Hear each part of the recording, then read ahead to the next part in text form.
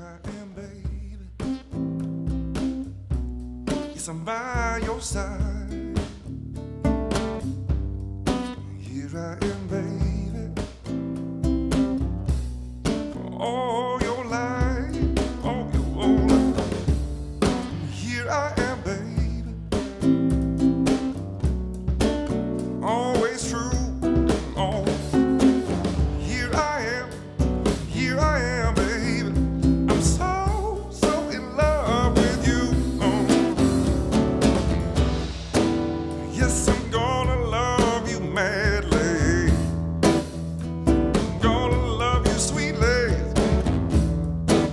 Yes, I've got to love you all my days. If you want, babe, it's okay.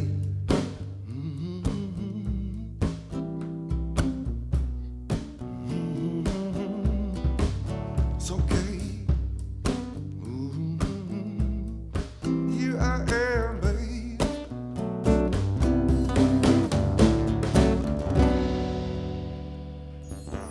Thank you so much. Ricardo Romero, everybody on the drums. Thank you so much. Thank you. So there was this guy in a small country town. He was really disturbed, and so he finally decided and bit the bullet and went to see a psychiatrist to see if he could help. And so he went to the psychiatrist and says, I'm really disturbed right now. Every time I go to bed, I'm afraid somebody's under the bed. And I get scared and more scared. I can't sleep at night. I think I'm going crazy. And so the shrink says, well, put yourself in my hands for a year, and I will make sure that you don't have those fears anymore. Just come to see me 3 times a week. The guy says, okay, and how much does that cost? He said, $80 a session. So the guy says, I'll think about it. So about a year later, the doctor happens to see the guy on the street. And since it's a small town, he recognized him and went up to him and says, so, I'm just curious, you never came to see me about resolving the fear you had about somebody being under your bed. Just curious, what happened? He says, well, $80 a session, 3 times a week for a whole year is a lot of money. And the bartender healed me for $10. I was so excited, I went out and bought me a new truck. And the shrink says, well, I'm just curious. How did the bartender heal you for $10? He says, well, the bartender said, cut the legs off the bed. Ain't nobody under there now.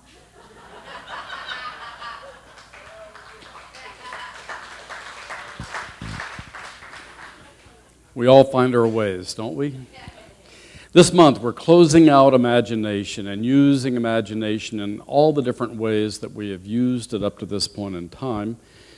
And there's an important piece that's applicable specifically to the science of mind. And that is, by applying spiritual tools and some action, your life will expand beyond any previously known possibility. If we only imagine, we remain in the imaginary. So that's what we've been looking at this month. This week and today, why wait? Go on and live it. So after imagining your perfect life, which I'm sure some of you have thought about, why wait to bring it forth into your experience? Go forth, create, and prosper. So, begs the question, how have you been using your imagination these past couple of weeks? Through the month, how have you been using your imagination? Have you been using it destructively or constructively? Have you been tearing yourself down, building yourself up? Have you been tearing others down or building others up? How have you been using your imagination this month? And specifically, how are you using it today and right now?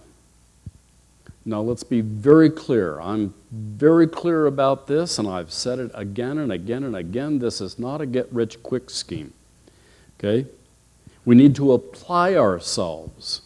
A previous quotation said in the battle between the imagination and will, imagination will rule the day. Emile Coué. And Ernest Holmes, I've got a couple of quotes of his today that talk about that application piece. Because if we don't apply action to that which we have imagined, then it just stays imaginary. And there's another piece that many are not aware of. If we do not apply action, we use our imagination to tell ourselves that we are powerless, or in some degree, less powerful. So that action makes all the difference in the world. Ernest Holmes in The Science of Mind. While it is true that wrong conditions exist, they could not remain unless there were someone to experience them. Guess who that is? It's us. If these things are going on in our life, it's us that holds on to them. Consequently, the experience must be in consciousness. It's how we're thinking, how we're choosing to squirrel cage, if you will, just go round and round and round on the thoughts that continue to recreate those experiences. Now, there's history in New Thought in general where people say, well, what's in your consciousness? Some of us have been around long enough to have heard it even directed at us. So one time I had a cold. And somebody said, well, what's in your consciousness, Reverend Donald? I said, when I'm done with this cold, I'll let you know. In the meantime, bug off. I'm enjoying my cold. So I want you to think about that. Sometimes we use the very thing that we can heal with to further our dis-ease. Anytime you pick up the whipping stick, just put it back down. Just put it down. That's step one. One of the great difficulties in this new order of thought is that we're likely to indulge in too much theory and too little practice. As a matter of fact, we only know as much as we can prove by actual demonstration. How much power do you have? How much creativity do you have? Are you really in touch with that infinite intelligence and power that lives in and as you, or is that just a concept over here that you read in a book? By applying it, we prove to ourselves that this stuff does in fact work. It works all the time. It never doesn't work. It's constant.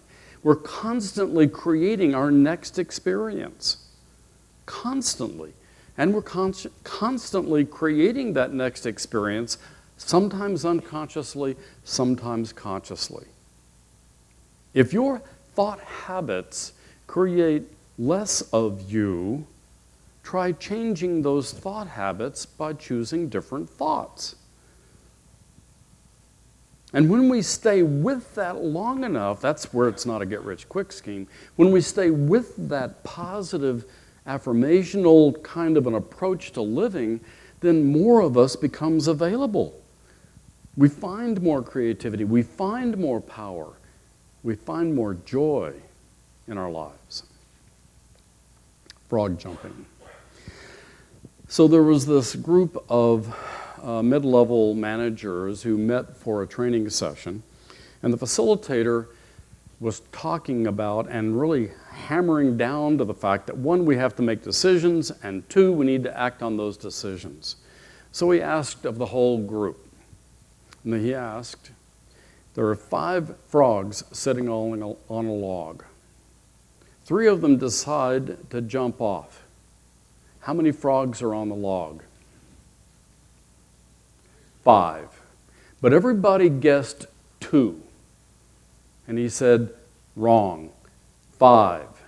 Because the 3 who decided to jump off didn't actually jump. And that's where the rubber meets the road. If we decide to do something, it's really important that we take those steps in that direction.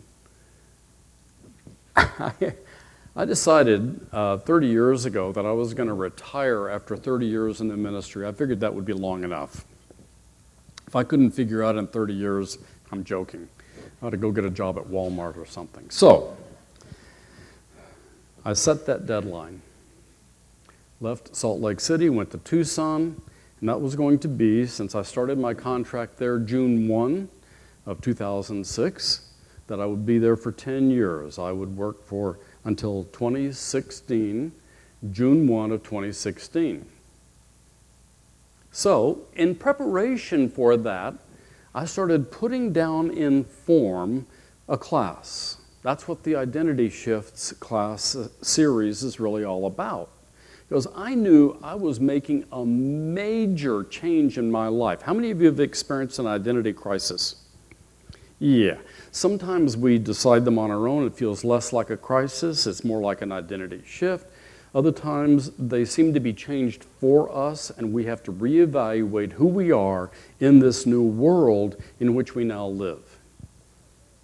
And the degree that we can embrace ambiguity, the degree that we can embrace our adaptive nature, which is one of the greatest gifts given to human beings, to that degree is the degree that we will settle into this new life form, whatever it may happen to be, and the degree to which we do not and remain rigid and think that things ought to be the way they were is the degree that we will experience that shift as a crisis. It's a continuum.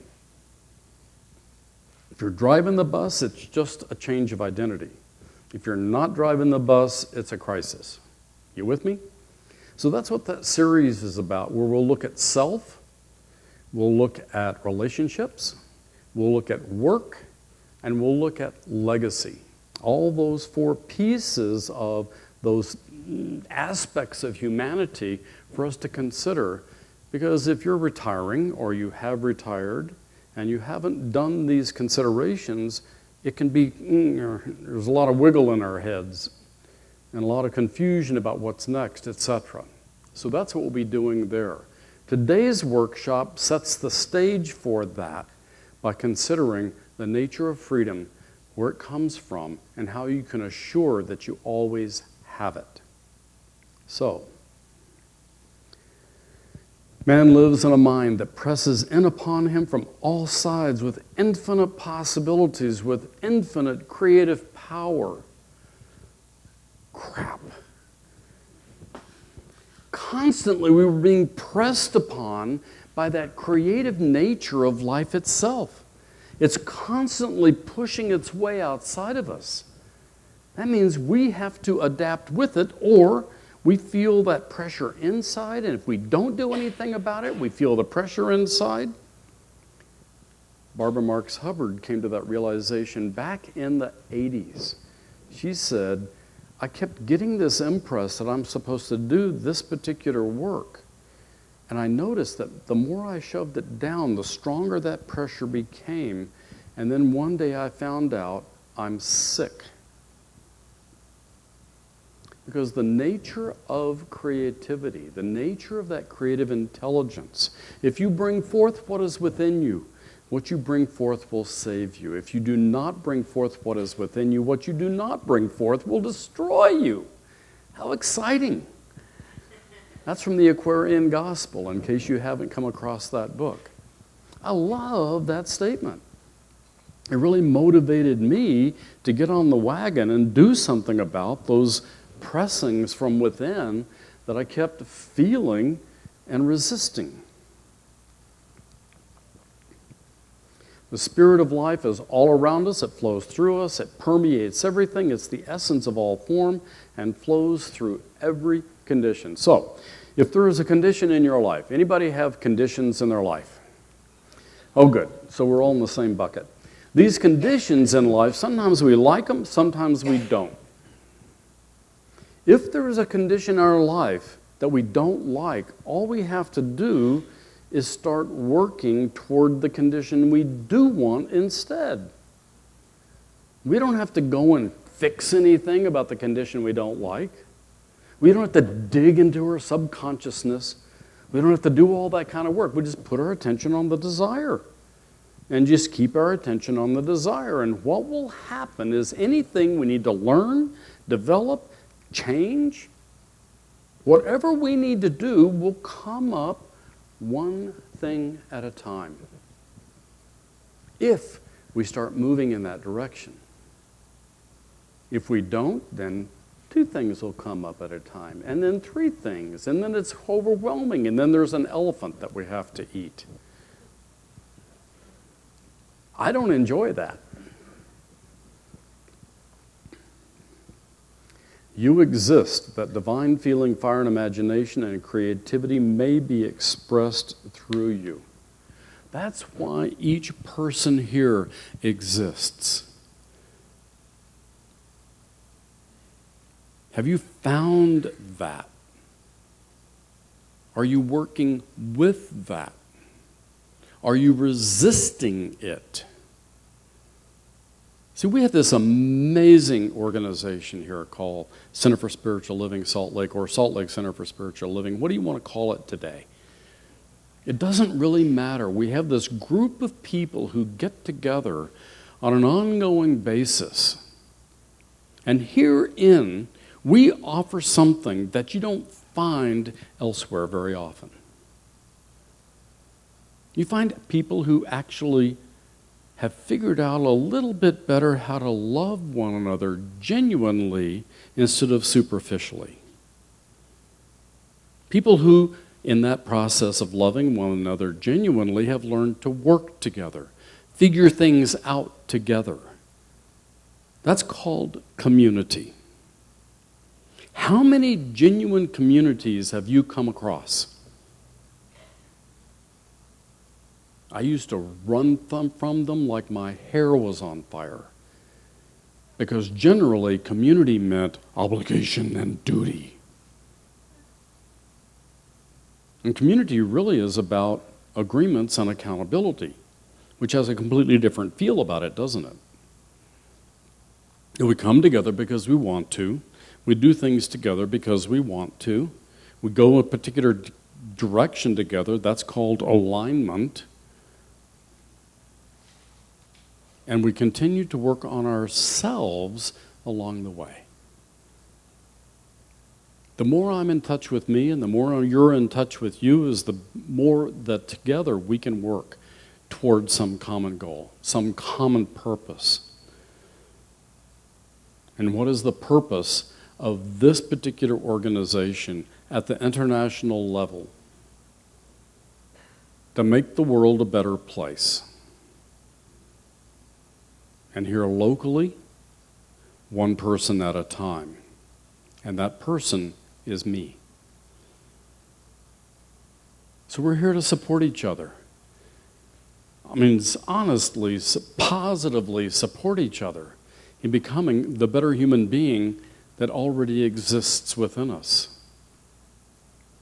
You exist, that divine feeling, fire, and imagination, and creativity may be expressed through you. So with that in mind, with the roilings inside your head that may be going on right now, I invite you to consider taking this into your life. Taking this teaching into your life. And if it's something you don't know, find out. Something you think you need to learn, then learn it. And we have plenty of people here who can assist you in that discovery, in that learning. And then go and do it yourself. That's where liberation is found. Today, let's individually and together step more fully into that freedom that belongs to us. Bless you.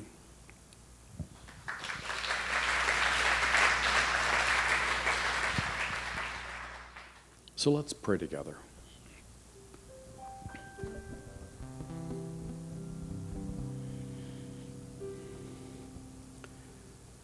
So as I hear each note in the background, the harmonies that come from several notes, I recognize that the life, the power, that intelligence, the very presence itself that fills the universe, surrounds me, lives in me and as me.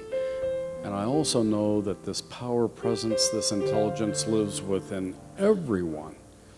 That these words spoken today come back filled. They come into the experience of each claimant.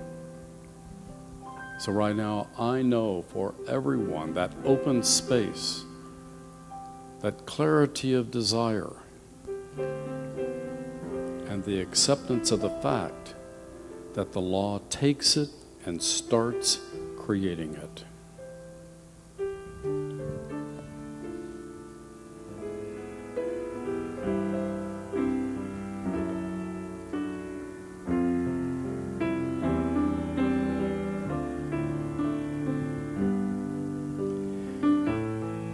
So as these individual prayers continue, I speak my word for this beloved community. I know that each person recognizes, becomes more aware of, and embraces and accepts that power and intelligence, the very presence of the divine itself within. It grows every moment. Every cell of the body experiences it. Wholeness prevails. So for each and all, I know that this claiming ripples from this organization, from this location, across the planet. What a joy. The smiles form, the sense of release deepens. And so with gratitude in my heart, I simply let these words go and gratefully step into the flow of life. And together, each acknowledges it by saying, and so it is.